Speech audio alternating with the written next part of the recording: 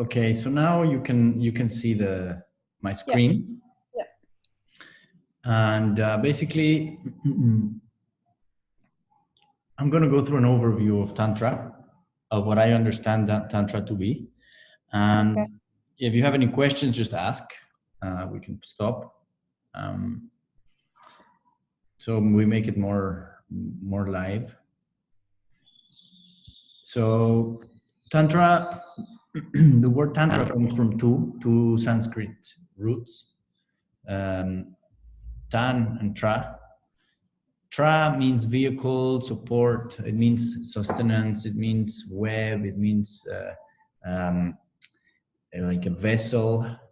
And the Tan means expansion, it means flow, it means essence. So if you combine these, you get like a vehicle of limitless expansion, support of flow, of the web of the divine essence. So Tantra is something that is a process of endless growth, endless expansion, is a moving thing, which is what we are. We are not static, we are not contained, we are not defined, but rather we are an expanding, growing, moving process of consciousness. And this is the totality of reality. When we can experience this feeling or this state of completion, of totality, of endless, limitless expansion, of timeless, spaceless energy movement, we call this Tantra. Tantra is at the same time the state of our true nature, of our true essence. But also at the same time, Tantra is like a path or a proposal or a like a set of instructions and practices and traditions and culture of how to actually get into this state. And also Tantra is the philosophy of this entire thing. So Tantra is at the same time the path and the result,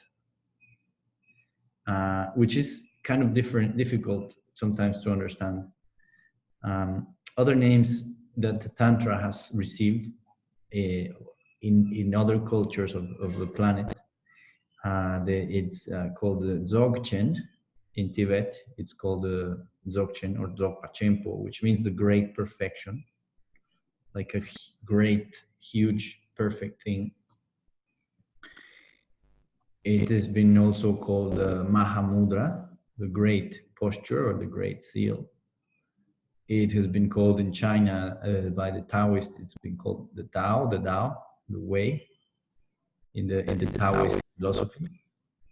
In other Indian religions, it's been called the Mahasun, or the great empty, the great void. So it's like this experience that encompasses everything, that touches everything, that pervades everything, that penetrates everything, that is always flowing, is always growing, it's always changing, and always the same. And that it's our nature, our essence in the end. And this nature we can touch, we can feel, we can connect to it. And our destiny as humans, as beings, not just human beings, but all beings, eventually we will return to this experience. It is from where we come, and it is where we will go. And Tantra, the proposal as a cultural experience, is to bring us back to this endless experience. Before we go into the basic explanations of Tantra, I want to talk about this difference. Tantra comes from India.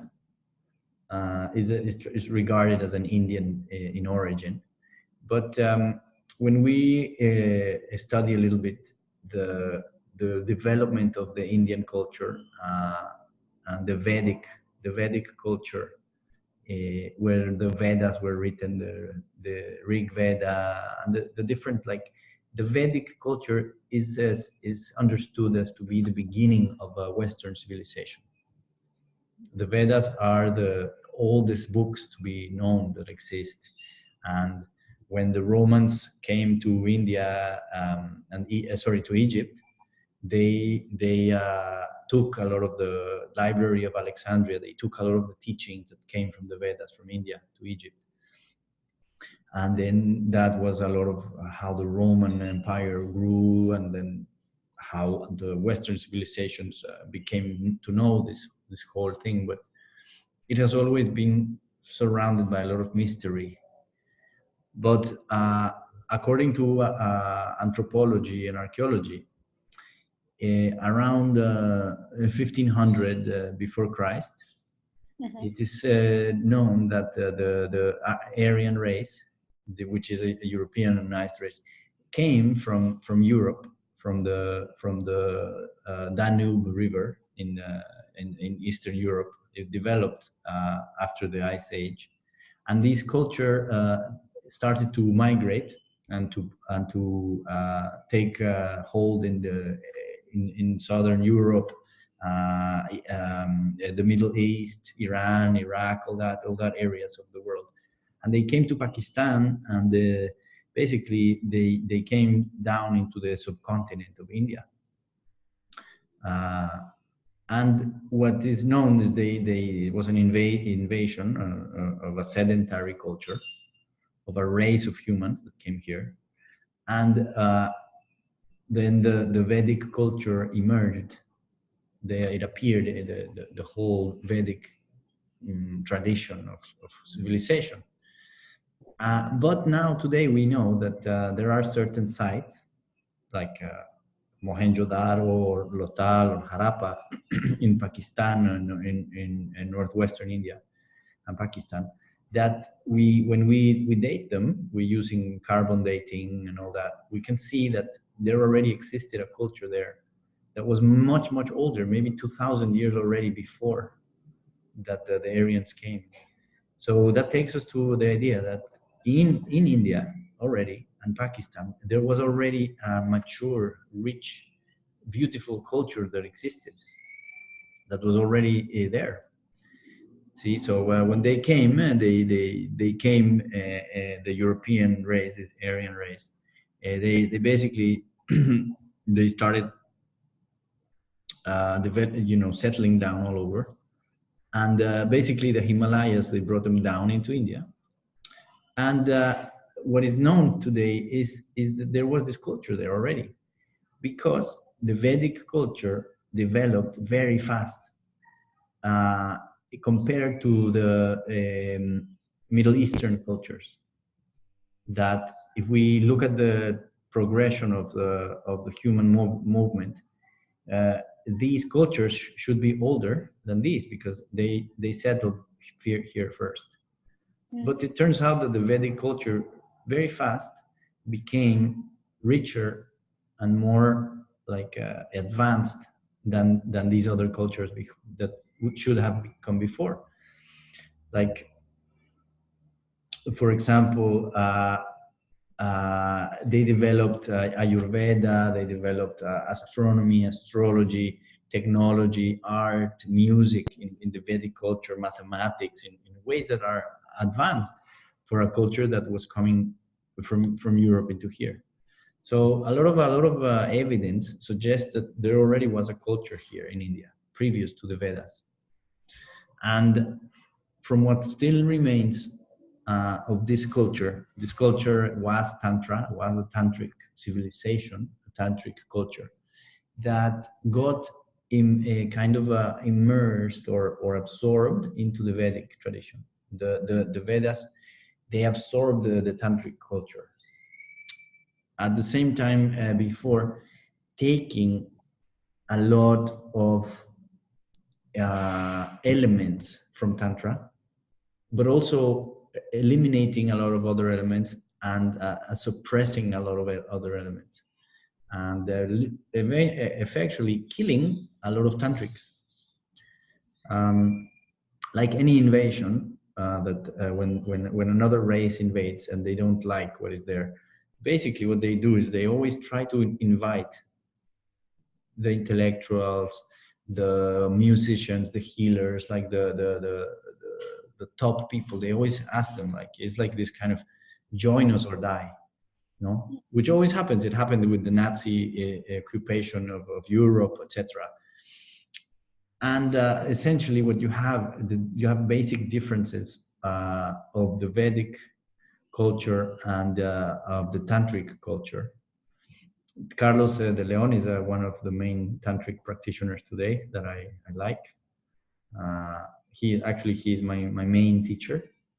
And essentially, if you look at the Vedic culture, you will see even today in India, the Vedic culture that is what the Indian culture has evolved from. It's very patriarchal. They have a caste system where in India still today you have the castes, the social differentiations. They promote specialized knowledge of different areas, which has been taken to Alexandria, to Rome, and then to the entire Western civilization. We promote knowledge that is specialized. We have doctors, and we have farmers, and we have, specialists. This is something that was created in the Vedic culture, and so on, like this. So as opposed to this, the Tantric culture, which is still alive in some parts of India, is still alive, especially in the north of India. It's still alive in Tibet, very remote areas. We know that the Tantric culture is matriarchal, is matrilineal even. Land and possessions are passed from woman to daughter. There is no caste system. Everybody is equal. It's an egalitarian society. Knowledge is not specialized, rather it's integral. People are invited to learn a lot of everything, art and medicine and culture and science, and like people are like cultivate themselves in everything. And the women is not seen as an inferior to man, but rather as superior, because she can give life. Women are more healthy than men. Women have more intelligence and more capacity than men in many ways, especially energetically, spiritually. Women are more capable. They have a lot of more innate capacity than men. Men have to work a lot harder in the beginning to achieve the basic energetic power that women already have because of your biology. And in the Vedanta tradition, they explain to you that this reality that we see is not real, is an illusion. They call it Maya, which is actually a tantric term, but they change it. They say that divinity, this whole is like it's veiled, and it's an illusion what we are experiencing.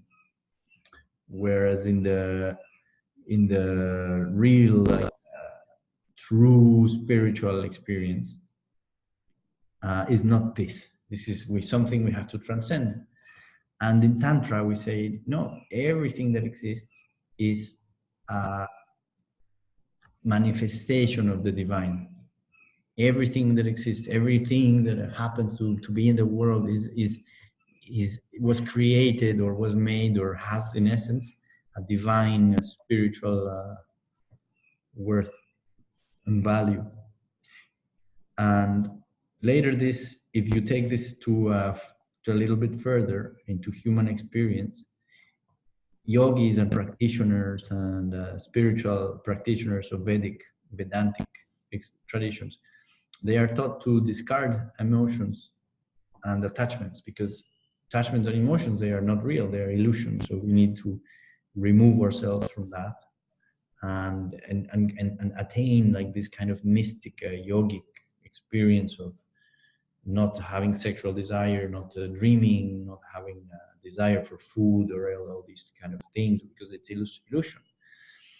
And in Tantra, it's the opposite. Everything is seen as a vehicle to liberation, to attaining the state of Tantra. Emotions, desires, sexuality, and even negative emotions, they are seen as aspects of the divine that can help us to return to this flow of consciousness. And in Vedanta, ultimately, people, practitioners are taught to reject the body, to reject, because the body is also illusion and it's what holds us bound into this false reality. So we are taught to not trust the body, to not trust the instincts, the sexuality, all this. And then ultimately to reject our individuality, to reject our ego, and finally to renounce reality because it's not real, and to merge with a divine consciousness that exists somewhere else. It's called Brahman. It's called this kind of empty, formless, divine state. And in Tantra, we are taught to use the body consciously, happily, joyfully, to learn how to honor it, how to heal it, how to use it properly, with respect and with honor and with fairness for others, including sexuality in a positive, loving way, and to manifest an individuality, healthy egos, healthy identities, because we want to transform reality. We want to make reality better. What we want as tantrics is to improve the world where we are. We want to make a better world for our children, for our people, like to have a positive impact in reality, because we are a part of the divine, and we are acting. We have a capacity to act. So if you see Vedic philosophy is really good to control society.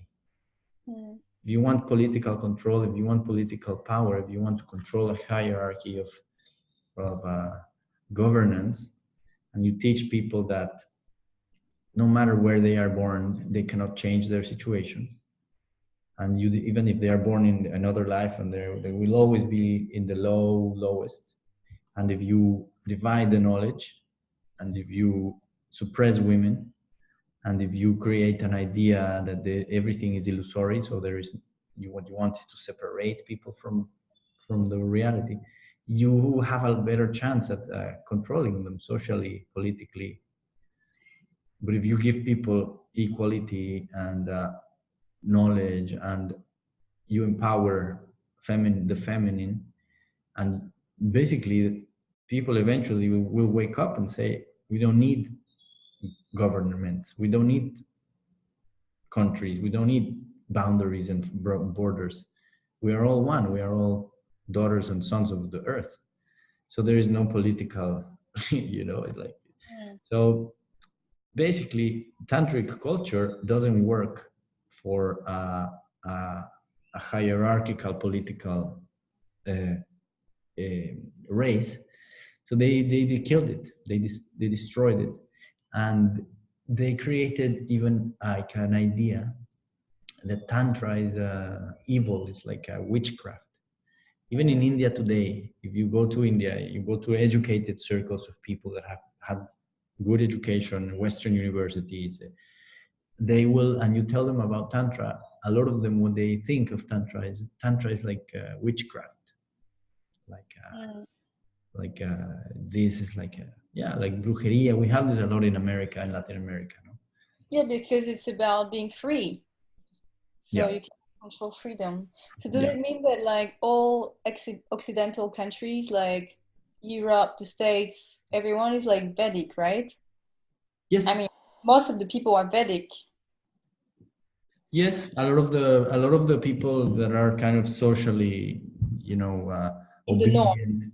Yeah, but you see a lot of people today with this kind of intuition that like we can change the world, we can be all equal, we can be all spiritual, more interest in healthy living and in transforming and in creating a positive impact. It's like this what we say is that the tantric view is having a rebirth, you know. Yeah. So okay, this is basically what tantra. There is the goal of tantra is to experience tantra.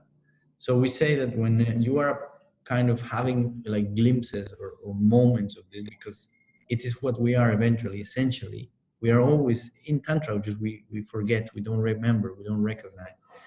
But as you start to practice meditation and you start to practice energy work, and you start to purify your experience, you start to have like a manifestations and glimpses of this.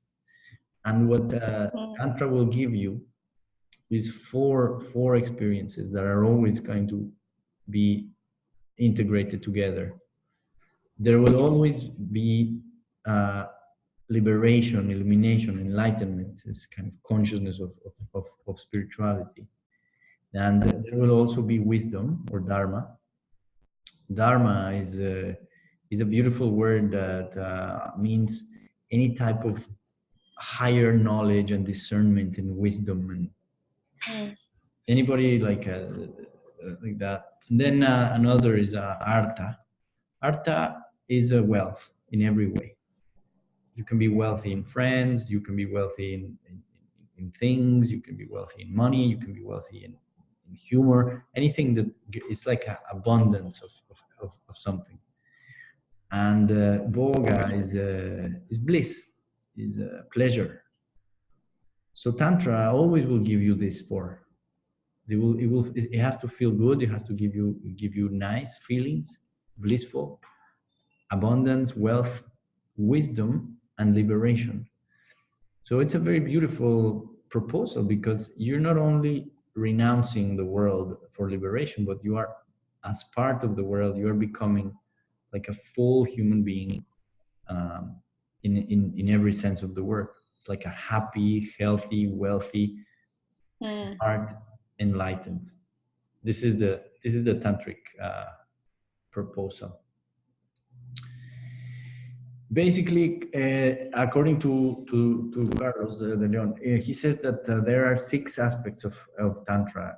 If any tradition of spiritual tradition, philosophical spiritual tradition of the world could be classified as Tantra, even though it's not born in India, or even though it's not like a part of the cultural tantric movement, if it has these 6 things, you could say, okay, if a spiritual program, process, or tradition has these 6 points, we could include it as a tantric tradition.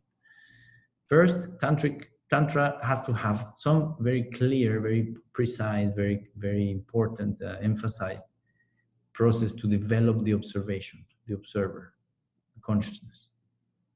It's like meditative processes that make your observer grow and expand and develop, which is essentially meditation observation.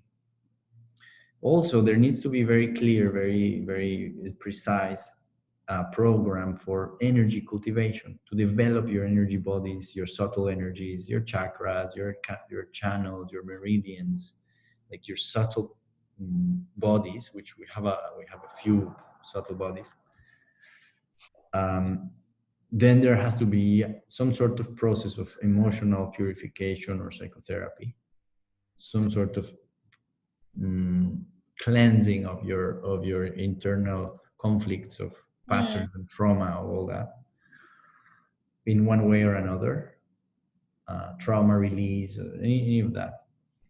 Then there needs to be some sort of conscious use of sexuality in one way or another, but sexuality must be understood, must be accepted, must be taken as part of the path in one way or another. And this doesn't mean that everybody has to be like sexually, very active and promiscuous and polyamorous, all that. There are tantric schools that are promoting monogamous relationships. It's just sex has to be, sexuality and sexual energy specifically has to be taken in. And finally, these two, they kind of go together in a beautiful way. There is a recognition and a use, always a very, very important use of grace. Grace is the foundation of Tantra. Grace is a power, an energy, a force, a living thing that it's only trying to make everything perfect. Grace is trying to fulfill, to complete, to integrate everything in love and freedom. It's like there exists this thing, this power, this presence of grace that is just there. And we can use it, we can take it. And grace is a beautiful thing because the only thing you can do with grace is you can receive grace. You cannot make it, you cannot force. It's just an openness and a reception of grace. Grace is already there and we receive it. And so Tantra becomes a path of opening up and just allowing and receiving this already there.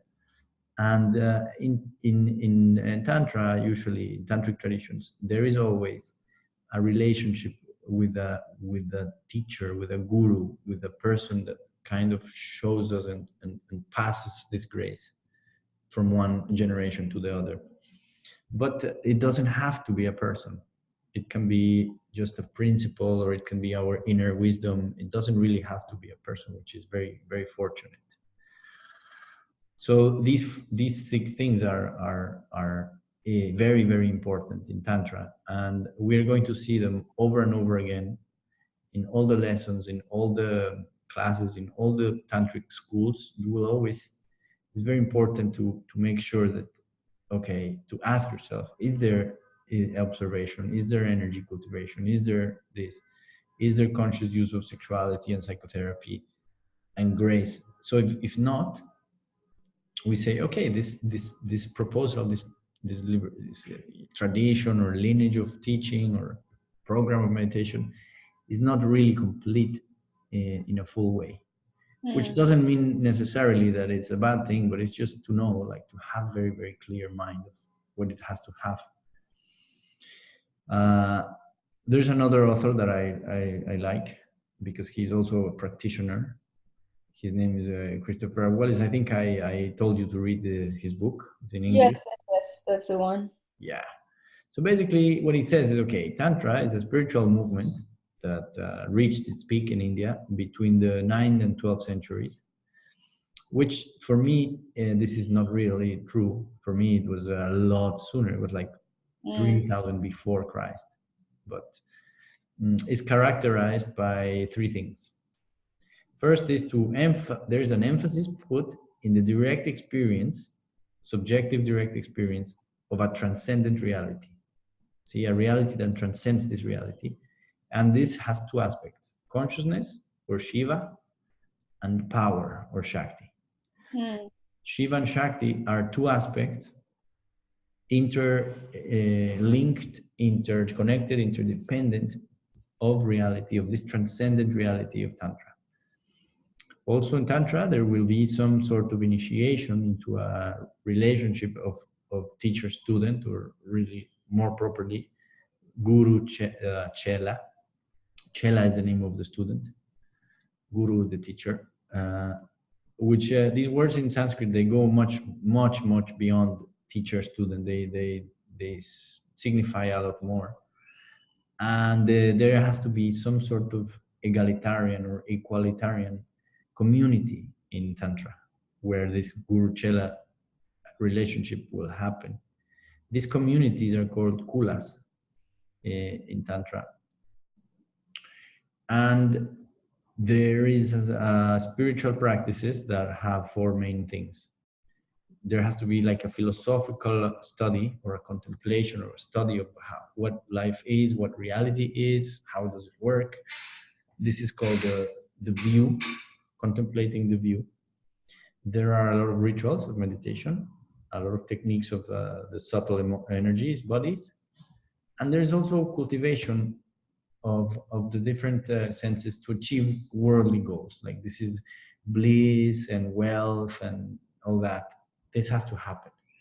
So if you think about this Tantra is a tradition that is very good for us, for people like us, because it enables us to be okay with having money, with having a career, with having success, with having happiness, with having good relationships, loving relationships, with having children, with living in the world. And at the same time, it encourages us to create a better world, to make a transformative, positive, transformative experience. And it gives us tools to do this. This is so rich. It gives us tools to do this. And the first tool it tells us is first you have to reach inside and find your nature, find your essence of spiritual. Then you can start slowly, slowly giving back. There are essential points to Tantra that are very beautiful. Tantra is always seen as an alternative path to mainstream religion and mainstream spirituality. Basically, because Tantric practice can be very fast, very in a very short moment, very short time, very little, very fast. You can attain a lot. And another thing with Tantra is that it says that it was revealed. Tantra was something that was given to humanity.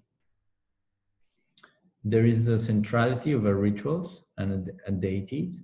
We speak a lot, we use a lot the idea of a deity, of a being, like principles of consciousness. Mm-hmm. And we identify with the deity because we ourselves are divine. So there is a lot of processes where we visualize that we become Shiva, that we become Shakti, that we become the goddess or the god or the deity itself. And there is a very, very high use of a mantras and nyasa. Nyasa is a type of practice where you put the mantras at different points of the body.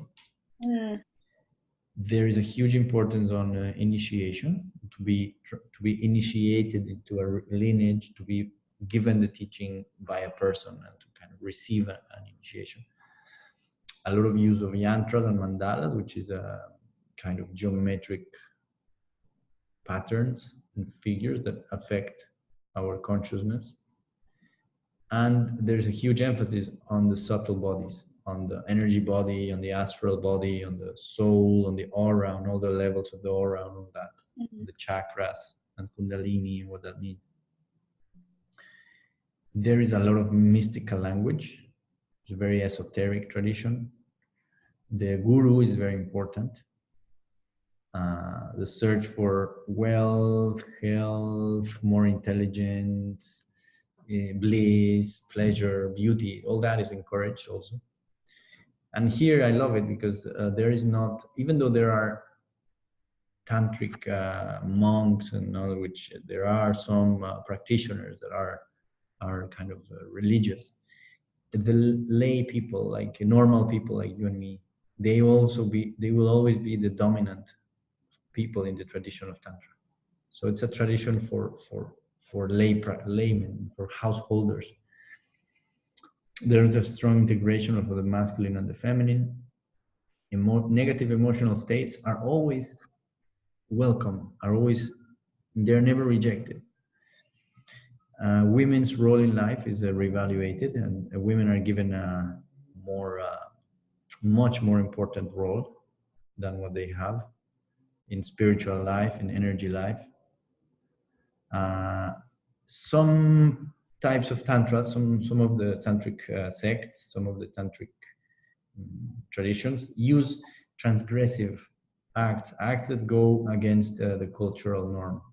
Maybe drinking alcohol, consuming drugs, like mind-altering substances, doing practice in graveyards, and like this type of weird transgressive acts.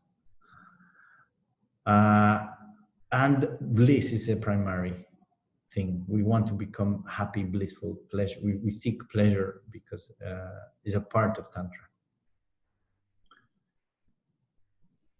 Okay, so I'm gonna give you, this was like a very, very brief introduction. like a general idea of Tantra to kind of orient yourself into what Tantra is. I will give you some example of a few schools of Tantra that are more or less famous. You can Google and you can find some information, even read some books. Even though there are many more schools of Tantra, that there is just no information around. First, there is this school. This school is called Siddha Yoga. Siddha Yoga means yoga means union, and Siddha Yoga, Siddha means a realized being. The yoga, the union, the practice, the path of the realized beings. Realization is called Siddhi, or the fruit is called Siddhi, and Siddha is somebody who practices this, somebody who receives this realization. The first master of this religion, of this tradition of Tantra, appeared as a fully enlightened young man, 17, 18 years old, in India, in a town of northern India. And his name was Nityananda. This was a name he was given by the people. And he had many students. One of his successor, his main student, was called Muktananda, which is this one. And he lived in the 60s, in the 70s, and he gave the lineage to her. She is called Chidvilasananda, and she is more known today like Guru Mai. Guru Mai, which is like a name that is like a name for a female guru. And she lives in India today. She's still alive. She's still teaching. They became extremely famous in the 90s because they became very wealthy, and a lot of celebrities began to go to them. Before Richard Gere found the Dalai Lama, and before Madonna found Kabbalah, they were both students of Guru Mai. Okay. You know, it just became like a huge thing. They had a lot of ashrams, a lot of centers in the world, and basically she decided to just cut everything and just go to India to her little ashram. Their way of enlightenment is through focusing on devotion. Devotion as a way of opening the heart and connecting with Tantra as a feeling of bliss, of reverence, of chanting. So they do a lot of chanting, a lot of singing, a lot of. Their main thing is to just kind of feel devotion to Tantra itself, to the gurus, to the lineage, to the world. And as a devotees, you will slowly become more bathed and more infused with the subtle energies, and you will start to grow and grow in consciousness. Then we have this other path. This part, by the way, she was my first teacher in this life. I met her when I was 9, and she gave me my first initiation and my first mantra, and she was amazing. Then her name is Parvati Nath. She's an amazing woman because she's Indian, but she speaks perfect English, and she grew up a part of her life in the United States, and she holds 2 lineages, and her emphasis is not so much devotion, but her emphasis is on the Shakti, on the feminine, on the power side. So she uses a lot of mantras, a lot of mudras, a lot of practices to kind of create energies, to create networks and patterns of energy, and then allow consciousness to be affected by this. This will all make sense as we go along into the course. Of course. Then the third tradition. Her, I know her. I was her translator in Mexico for quite a few years. And him, I didn't know him, that he died in 1991. And his name was Lakshmanju. And his emphasis, contrary to Parvati, his emphasis is more on the contemplation, on the Shiva aspect of consciousness. So it's more like a philosophical aspect, more like a thinking and pondering and trying to realize consciousness by exploring its different capacities, different abilities. So it's not so much a mantric, energetical experience, but more we could say more like a meditative path. And slowly, you start to get into the experience of Tantra. So these two, for example, they will be very complementary. You know? And then you have this character, which I like to always include because he's very known in the West. His name was Rajneesh, but he was known as Osho. That was a nickname. He tried to do a beautiful integration of everything. He tried to include Kabbalah, Taoism, Buddhism, sexuality, psychotherapy into a very tantric way. And he tried to integrate bliss and sexuality and wealth into spirituality in a very, very tantric way. He tried to introduce this to the West, to the Western countries. He didn't have a lot of success. He ended up in jail and poisoned in jail, and he died. So he wasn't very successful experience. Then another lineage that I like is to talk about this one. Carlos has a line of Tantra. It's called Ananda. He's Mexican, right? What? He's Mexican. Yeah. He's Mexican. His family is Dutch. His ancestors are Dutch, but he's Mexican. And he has a few lineages of Tantra, but he mainly teaches this. Okay. His emphasis is also on integrating everything. He tries to find the balance between feminine and masculine, between Shiva and Shakti. But his main emphasis is in transcending limitations of culture, trying to find the essence of the teaching. And places also great emphasis, especially in grace, as the support for liberation. So even though Carlos sometimes teaches Taoism or Kabbalah or shamanism, he's always, in a way, teaching Tantra. Yeah. Okay.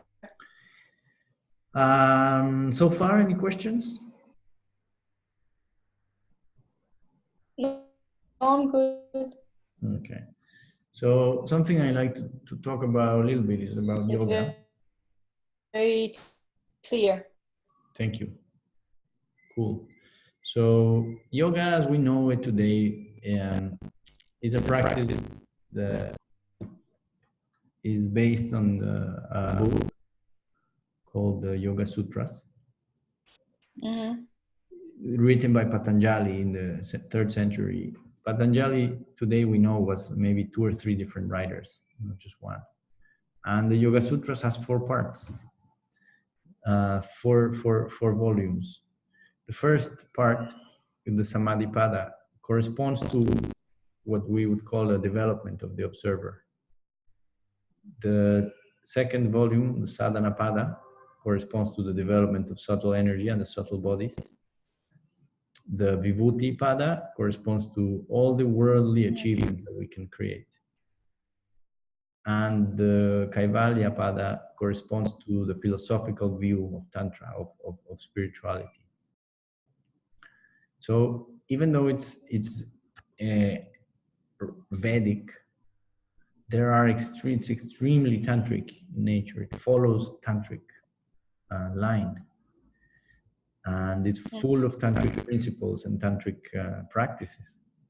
So the Sadhanapada, which is only the second chapter of this, is divided into 8 chapters. Of these 8 chapters, the last 5 sorry, the last four, 5, 6, 7, and 8, they are all into meditation. It's about how to, the fifth chapter is how to bring the senses into the nervous system, withdraw them, how to train the mind, how to contemplate, and how to attain mystical experiences of consciousness. And the fourth chapter has to do with all the energy body practices, with the subtle anatomy and the physical and the energy bodies and the chakras. And only one chapter deals with the physical practices, with what we call yoga today, which what we call asana, which is the postures of yoga. Then chapter 2 talks about the 5 actions you should do, and chapter 1 talks about the 5 conduct of the 5 actions you should not do. So like what not to do and then what to do in your life. And only one of these chapters talks about the physical body, and then 1 about the energy body, and then 4 about the consciousness. So even this shows us that the emphasis should definitely be on meditation, not so much on practicing postures and yoga, but not even practicing like breathing and energy experiences, but meditation is the most important, the main thing which we have to do. So as opposed, I put this because a lot of my students are yoga teachers here, and yoga in the West today is basically you go to a yoga class and you do maybe 50 minutes of postures and 5 minutes of meditation. And traditionally in India, you would do 15 minutes of postures and 35 minutes of meditation. So we kind of put it the other way, and we need to bring it back to what it was. We need to highlight meditation more and more. So the tantric practice, as it is, has 4 main aspects that we have to always make sure that we're trying to do. The first thing that a tantric practitioner will do is offerings and prayer. Offerings are called puja in Sanskrit. And there are many ways of offering, like this, that he's doing flower offerings into this. This thing represents like a phallus, like a masculine experience, and this represents feminine. So it's like the union of the masculine and the feminine. What he's worshiping here is this union of the opposites. So ritual prayer and offering is super important in Tantra. Then devotion. Wait, is it also about being grateful? Like, yeah, is it about gratitude as well? Or because if we want to transpose it to friends, for example, we don't really do that. Like offering like this, like in India, we don't really do it. They do pray, but I was wondering if it's, how can we put it like here in our culture?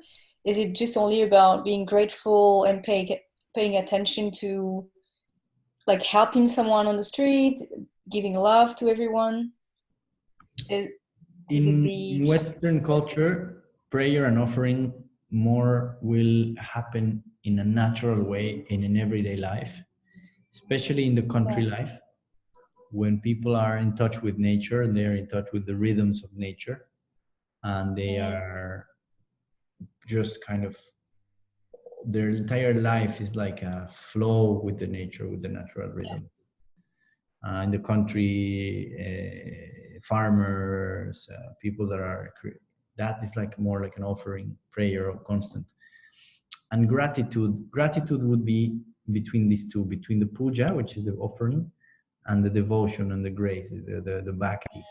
Bhakti is a huge thing. And if you combine puja and bhakti, you have a practice of gratefulness, of gratitude. But the gratitude can happen everywhere here in any of the lines. Because then you have, for example, you have sadhana. Sadhana Sadhana is the main practice, is the discipline, is a daily thing that you do every day. This is your sadhana. You can do discipline of the body, which is as the postures, asanas and kriyas, which is yogic postures. Mm. You can do energy, discipline of the energy, which is basically feeling your energy, your channels, your chakras, which we call pranayama, which is mistakenly thought to be breathing exercises. Mm-hmm. And then you have dhyana, which is the discipline of consciousness, which is actually the sitting down part of meditation. Okay. So if you do a little bit of a little bit of postures, a little bit of breathing and energy feeling and meditation, you say that, okay, I'm doing sadhana. And posture could be like discipline of the body, could be doing sport, using your body so it's he's in a better health. Yeah. Yes. And where do you put mantras? Like when you say you mantra every day, is it like prayer as well, or? Mantras are used everywhere. Okay. When you do a puja, when you do an offering, you say mantras. When you connect to grace by devotion, you say mantras. When you do this, asanas and kriyas or pranayama, you do mantras. Mantras are part of everything. Okay. But for example, if you do a prayer and you do offering, you can do it in a way that it includes postures and energy and meditation. Okay. If you just do singing and devotional singing, you can do it in a way that it includes everything else. Okay. Which is quite nice, because Tantra is very nice in that it will always adapt to people's lifestyles. Okay. Instead of people having to adapt to the practice will adapt to the person. So does it, because I'm not confused, but I'm trying to see how I can do the puja. Mm-hmm. Like here in France, in my country, usually people pray, so they ask something. I don't want to ask anything. I want to be grateful, or I want to be, this is what Jaime told me, for example, that you have to be grateful and you have to, I would say, talk to the universe and to tell them that you are very confident about what's coming next and that you are very grateful and you want to have the strength to say that you have to trust the universe. Is this something that could be in puja or no? Yes, totally. We will see a puja that you do it in a visualization, in an imagination way. Okay. Okay. And yes, completely. Yeah, you will see that everything you do like can become a tantric practice. Mm-hmm. Okay. Perfect.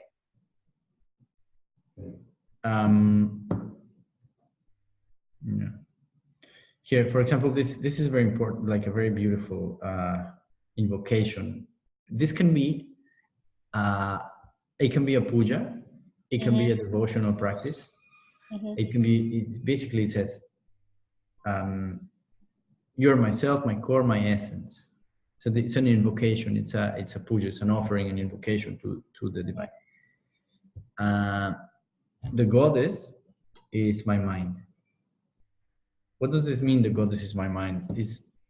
I am the universal expression of the divine. So everything that I am is the divine itself. My pranas, my energy is the attendants of the divine. It's like the servant. My body is your temple. So therefore, everything I do is my worship. Whenever I feel nice, whenever I eat something delicious, whenever I hear a sound that is nice, whenever I enjoy, is a worship, is a gratefulness to the divine, because it's in my consciousness. When I sleep, is a mystical state of samadhi, is the magical enlightened. So everything that I'm doing, sleeping, eating, drinking, waking, walking, talking, is worship. Whenever I walk, wherever I go, I am doing offering to you. All my words are hymns of praise. So there is no escaping. Like when I understand in a vision, in a correct view, everything I do is practice. Everything I do is puja. Everything I do is worship. But what you have to you have to cultivate. You have to develop this vision that this is so. Otherwise, it doesn't have power. It doesn't have intention. Yeah. Whatever actions I perform, they are all worship. And then at the end is beautiful. It says, "Oh benevolent one." Why benevolent? Because God is good. It's been the deity, the consciousness, Tantra is a benevolence, is a blissful, good experience. Hail, hail, ocean of compassion. Why ocean of compassion? Because it's compassion. Everything is love. Oh reverend, great divinity, oh benevolent Lord. See, it starts with the goddess and it ends with this Lord masculine. So it's Shakti and Shiva. It's always the combination. Shakti and Shiva, they are always there. Yeah. So this I put it here because I always like to show that everything we do can become tantric practice. Okay. Yeah. So okay, how are we going to do this course? Basically, I divided into 30 sessions, no, into 10 modules, 10 weeks and 10 weeks. And this entire thing is just Indian Tantra is just for 10 weeks. And then we do another one for Tibetan and then another one for Chinese Tantra. But these 10 weeks of Indian Tantra, they come first because Indian Tantra came first. And maybe we will do 12 weeks or 13. I don't know how many we will change. The price you pay remains the same, but I like to give myself a little bit of room because sometimes people need more explanation, or I love doing this, so sometimes I just keep going. So basically here with this class, we will develop observation. I will show you techniques to meditate. It's an introduction, and this is what we're doing. The next class, we will talk about Shiva and Shakti and how reality exists for tantrics. We will talk about different philosophical ideas of Tantra, how they understand the world. We will speak a little about fractals, about holograms, about the 5 elements in nature, and how the Tantrics, they divide the world into 36 elements. How that is like the whole universe is created by these 36 elements. And we will do quite a known pranayama, like breathing energy exercises. It's not very, it's quite famous, and I will explain it. We will do it in detail. So every class you will start having like more tools. So the idea is that by the end of it, you have different tools that you can mix to create a daily practice. Yes, okay. And every class I will do another one. So every class we will practice the ones we did before. Okay.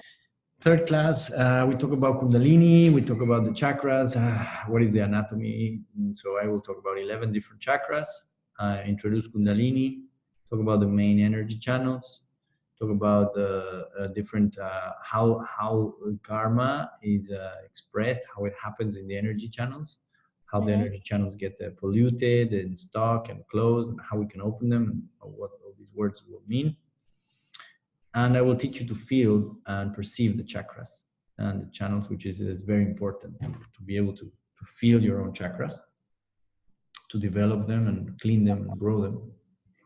Then we will talk about mantras and yantras, which is these are the yantras. They are like representations of energy. We will talk about geometry, sacred geometry, and sound and vibration and all that. And I will show you a very beautiful technique to purify all your energy and create like an armor, like a protection of prana with the mantras. Then we will talk about Shiva, the guru, remover of darkness, what that means, different levels of the guru, physical guru and not physical guru, and also the universal guru, like, which is what we need to connect with. A little bit about today, what Tantra is today, how people see it. some tantric schools that are coming out in the world.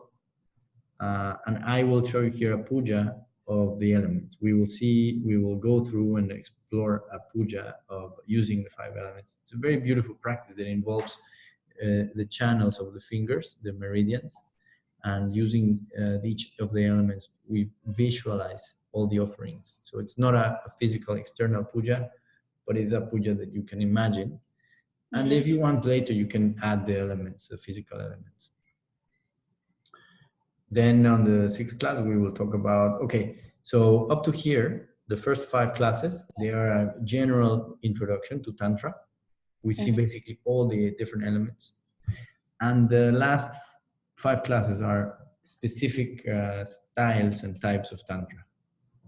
Class 6 is a lineage, a line of Tantra. It's called Krama Tantra, which is a gradual approach. There are many schools of Krama Tantra, and basically we will talk about some of them, and we will see a very beautiful practice. It's called Tattvasuddhi, which is how to, using the chakras and the elements, to purify the body gradually, slowly. Then on the 7th class, we will see another approach to Tantra, which is called the Tantra of vibration, of pulsation. We will talk about energy and pulsation and prana and what that means, different traditions, and how they divide it, different Shaktis and all that. And we will end up doing a practice with a deity that is called Kamala, which is like similar to Lakshmi. Lakshmi is the deity of wealth and prosperity and abundance and beauty.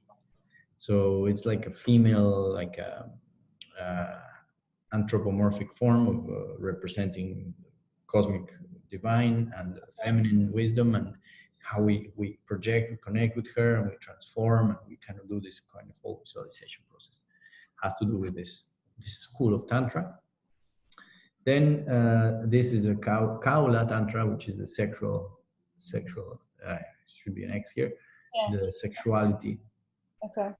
So it's an intro to this. I will talk a lot about Neo Tantra and like these new schools of sacred sexuality. So which ones are Tantra, which ones are not Tantra. We do some exercises and practices, which is mainly psychotherapy practices, because sexuality in the West is very loaded, it's very unhealthy. Before we can practice Tantra, we need to be able to clean, to purify our sexuality a lot. Like a lot of us are still in the process of cleaning the sexuality before we can even start thinking about practicing sexual Tantra. And this is very important because there is a lot of misunderstanding. So we will talk a lot about that. The last one is the final doctrine, which is called the doctrine of recognition. In Sanskrit, it's called Pratyavinya. What it is, how it works, we will talk about a very beautiful text called the Shiva Sutras. And we will meditate on some verses of that and try to enter into tantric experience, into Tantra through meditation and exploration. And finally, we talk about a practice, a main practice, a full sadhana. I will teach you that includes mantras and yantras and nyasas and breathings and pujas, everything together, put together into a nice thing. Okay. And the deity we will use is Ganesha. Okay. So it's like you're getting two different packages. During the whole course, and then the last class is just like another example, so you can compare. Yeah. Okay. So far that. Right now, can I take 2 minutes? I'll be right back. Yeah. Okay. So yeah, so far that's like an introduction to the thing, to the course. Do you have any questions? No, it's very clear. I have a few things that are already talking to me because I'm already doing some of the things, but I want to go further and deeper. I'm just wondering about, so I'm gonna send this video to a few friends, hopefully people will join. How do you want to proceed? If we have like 3 or 4 people. Okay. So in terms of the initial practice of Tantra, the basic practice is to observe. Mm-hmm. And basically, we need to learn to observe anything. So it doesn't matter what you observe as long as you observe consciously. So if I do like this, your senses are immediately brought into the observation. Mm-hmm. But it's not a conscious observation, it's just a reflex. But if I try to pay attention, for example, to my nose, and I try to bring my awareness into my nose or to my ears or whatever, my experience of time and space begins to change. Mm-hmm. If I pay attention to my breathing, for example, how my breathing is coming in and out, and I start to consciously slow down my breathing, what I am doing is effectively affecting my nervous system. And I am breathing in a slow way, breathing slowly, using my belly, in the same way that mammals, people, dogs, cats, we sleep. So when you are in a deep sleep, you will be breathing very slowly, and you will breathe using your belly, your abdomen. And that type of breathing sends a message to your brain to readjust and to adapt and to start to function in a way that you start to regulate your physical metabolism, and you start to process oxygen and get rid of carbon dioxide, and get rid of start processing sugars and insulin. So we do this every night, and that's when we heal, when the hair grows, when the body grows, etc., cellular. But if we do it consciously, we are not only inviting our body to heal and to be healthy and to be better, but we are also changing the brain pathways of hormones, producing more serotonin and all that, and relaxing emotionally, which is really good. But we are also training our observer to remain where we want it consciously. Mm-hmm. So this is the basic technique for cultivating the observer. Put the observer where you want and keep it there. So we want to put it in the breath, also because the breath is something that has a rhythm. Anything that is rhythmic, repetitive, something amazing happens. Across time, we are able to predict what will happen next. So if I breathe in, I know that I will breathe out. And then I know that I will breathe in. And that gives me a sense of safety, of security, of calm, because I know what is going to happen. I can predict, I can relax. So when you meditate, the basic thing that you want to do more than anything, most time, more than any other type of meditation, is just be silent and just remain calm. This is the most basic practice and the most important one. So without really changing anything of what your posture or whatever, just close your eyes and try to observe how you are breathing. Don't really change your breath, just observe.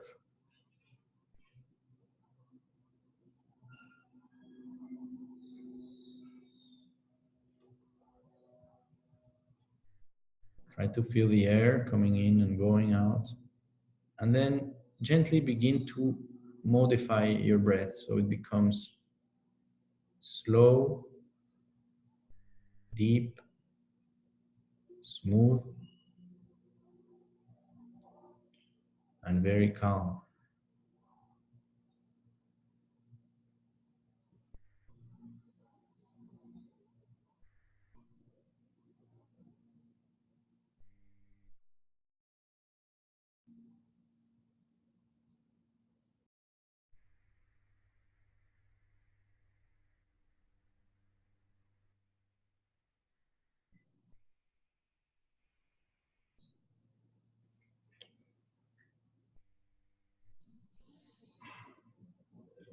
If you do this right, many things will happen.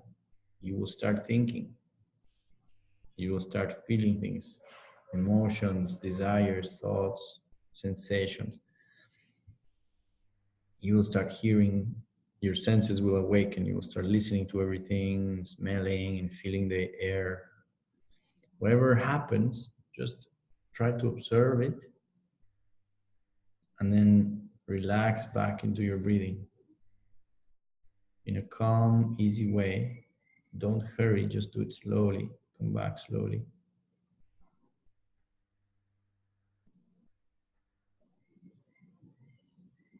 And then when you can, just straighten your back slightly.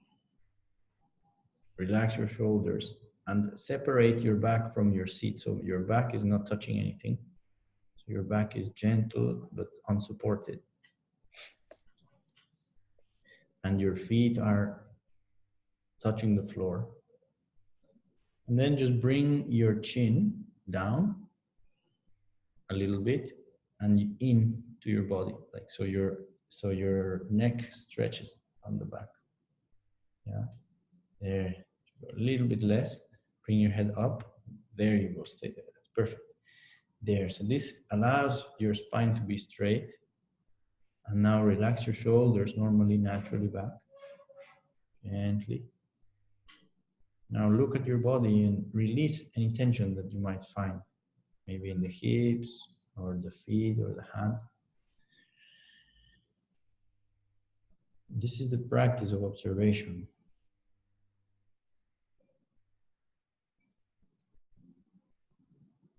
It's very simple, but very deep.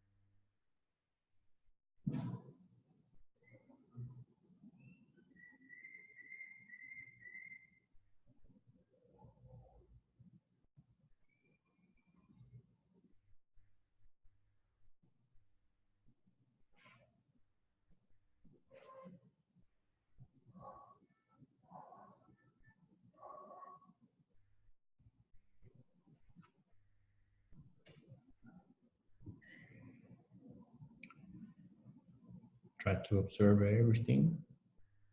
And then gently open your eyes.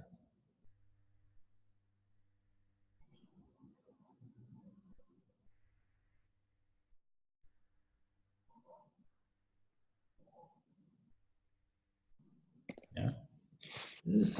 We did 1 minute and then you open the eyes.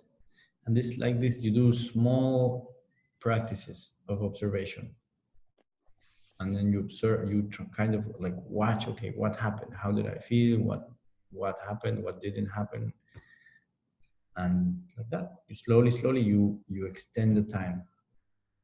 Yes, it's because I meditate every day, but it's in the morning, so it's like between 10 and 25 minutes. It depends if I have time.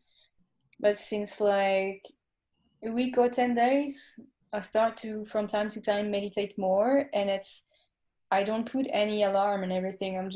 I'm actually laying down. I don't fall asleep, never, but it's easier for me.